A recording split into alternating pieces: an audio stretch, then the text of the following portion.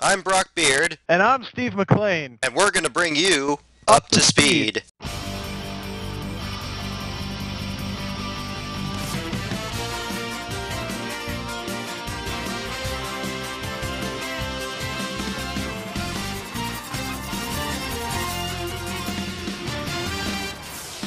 Hi everyone, and welcome to the debut of Up to Speed with Brock and Steve, YouTube's newest NASCAR post-race radio show.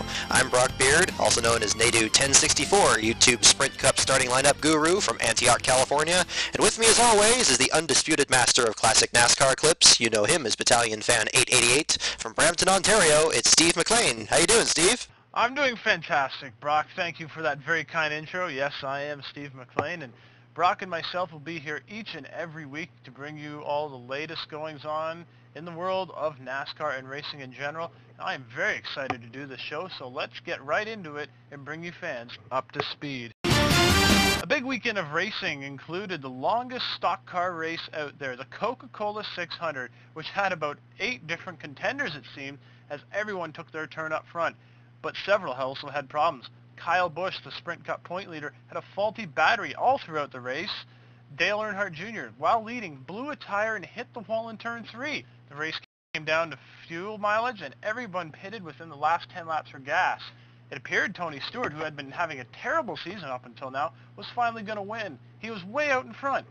2 laps to go, he blew a tire. Chances of winning gone. He finished down near 20th or something as he gave the win pretty much to Kasey Kahne, who also won last week's All-Star race, and it was his first points win since the October race at Lowe's in 2006. That's right, Steve. Remember, Kyle Busch recovered from several stages of adversity with his alternator problem for a third-place finish, which capped off a great weekend for the youngster.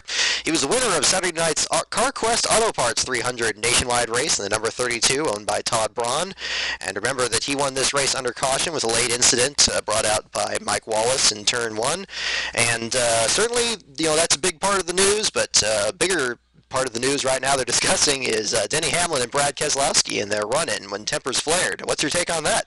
Oh, I think that's something we're going to have to get to later in the show, but some tempers also came up in the NASCAR Craftsman Truck Series race on Saturday up in Mansfield, Ohio, as the fairly unknown driver, Donnie Leah, who only had 8 Craftsman Truck Series starts before the race, went in between David Starr and Todd Bodine. They were racing side by side on the final lap going into turn 3. Donnie Leah rammed in between them, got both of them a little bit out of the way, came around, and not only led his first ever NASCAR Craftsman Truck Series lap, but got his first ever Craftsman Truck Series victory. Starr said the move was perfectly fine, but Todd Bodine didn't like it too much, Brock. Well, Steve, that's all well and good. Certainly a big day for Donnie Leah and his crew. But we also have to remember that the world's biggest motorsports event took place this weekend, as up in Indiana was 92nd running of the Indianapolis 500, with Scott Dixon taking the win. And he was the first New Zealander to win the event, and Danica Mania sat on the sidelines after a pit road incident. Oh, always a great running of the Indianapolis 500, but also another very prestigious IndyCar race took place this weekend as the FIA Formula One Series took to the streets of Monaco for the Monaco Grand Prix under what was very rainy skies and had a race that had several accidents, reminded me very much of the 2003 Brazilian Grand Prix. In the end, driver Lewis Hamilton took home the win in what he called the greatest moment of his career. And that basically, in a nutshell, is what happened this week in the world of motorsports. And Brock, when we take a look at this year's version of the Coca-Cola 600, it was a pretty wild one to say the least. At least a lot more exciting than last week's Sprint All-Star race. What was your take on the 600 this year? Well, I tell you, a few years ago they used to have the survival of the fastest component of the All-Star race, back when it used to be known as the Winston for you younger fans out there. And, the way that it was going, if you're dodging tires that are bouncing into the infield and you're running over debris and blowing a tire with 2 laps to go, like what happened with Tony Stewart, I've got to say that it was not a matter that Kasey Kahne won this race, but just that he just had the least amount of bad luck. That's very true. It kind of seemed like one of those races. We see these races come around every now and then. And there's always one of those races where you don't want to be the leader because the leader will run into problems. And we saw so many leaders have so many problems. Like we said, Brian Vickers, that's a team that at least I pull for every week to have a good run. They look to be having an awesome run, possibly their first ever win.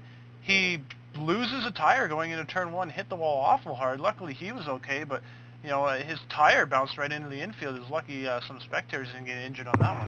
No, certainly. I mean, we don't want to relive anything that happened back in 1987 when Bobby Allison went into the fence at Talladega. I mean, when you get debris going into the stands, especially if it's something as large as a tire. But man, oh man, speaking of tires, I mean, what about the heartbreak for Tony Stewart? Hasn't won anything this season. Who thought that coming into this year that he would be the one that would have to kind of prove himself against people like Kyle Busch and Denny Hamlin, who do have wins this season? And it's very true. Tony's just, even though we've heard it from Darrell Waltrip all season, and it is a true statement. Now, Tony Stewart, he really doesn't come on too strong at the beginning of a season. He's more of a, in the summer around middle of late June, he really starts to come on. Then he'll win some races. I still think he'll win a lot of races this year, but he's just been kind of down, it seems, this year because, like you said, Kyle Busch and Denny Hamlin have been winning races, whereas Stewart hasn't. Now, don't get me wrong, Stewart has had some pretty decent numbers, including a second place at Atlanta, a third at Daytona, a fourth at Richmond, a fifth at Martinsville, as well as a couple other top 10 runs this season, like a seventh at Texas. But he's also had a lot of very disappointing finishes. Dead last at Las Vegas after an accident. He had the accident at Talladega. Things have just not been going Tony Stewart's way this year. It looked as if he was finally going to get that first win, and then the tire blew with just 2 laps to go. He had about a 6-second lead at the time. Absolutely. I mean, it's strange how the reversal of fortune component of this race. I mean, you remember how many times that Kasey Kahne had terrible luck last year, certainly with his crashes at Las Vegas, and the fact that he led 305 laps, I believe, at Bristol last August, and still didn't win the event, and just got outstretched by Carl Edwards at the start-finish line. But or not the start-finish line, but rather just in the number of laps led. But you brought up Brian Vickers as one of the drivers you go for. I mean, what are some other drivers that really impressed you back in the 600? Certainly, after Casey Mears' win last year, this is a race that is known to give drivers some career runs, isn't it? Oh, for sure, and we saw that again in this year's race. Not maybe as great a finish as Casey Mears winning the Coke 600 last year, because our top 5 of this week's race is the usual suspects up front. We see Kasey Kahne, Greg Biffle, Kyle Busch. Jeff Gordon really kind of got his season going. He's been another one of those drivers. Just hasn't been up to his usual Jeff Gordon this year, But the team took a gamble on fuel late, and they came away with 4th place finish. But there's some I don't want to say underfunded teams, but teams who just never really run well, who did have great runs. Take a look at this. David Rudiman in the number 44 UPS car. I think that car has never had a top 15 finish, but they came home with a 10th on Sunday night's race. Bobby Labonte in the 43, he had a really good run all night, was up there. He came home 11th. David Reagan continues his strong season. He came home with a 12th place finish. Sam Hornish, who had a great run in the All-Star race last week, and backed it up with a very decent 13th. And certainly, even though Hornish still had that excellent finish, even though that NASCAR would not allow him to use the old rear axles that he had used to great success in that 7th place finish in the All-Star race, certainly proves that it is not just the car; it is most definitely the driver as well. Well, that's for sure. And Sam Hornish, I've been thinking he's going to break out with some really good runs this season. Maybe not a win, but I think there are definitely some top 5s and top 10s in his future. I would have to say so. After the Coca-Cola 600, he is now tied with Regan Smith for having the most highest finishing rookie finishes of the season. He and Regan Smith have both been the top finishing rookie in 5 races this year, and so I do not know where that equates in terms of the Rookie of the Year point standings, but any guess would be that it would be very close at this point, I would have to say.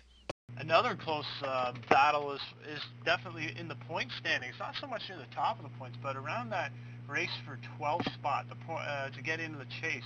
Right now, around that area, it's just really tight in that area right now.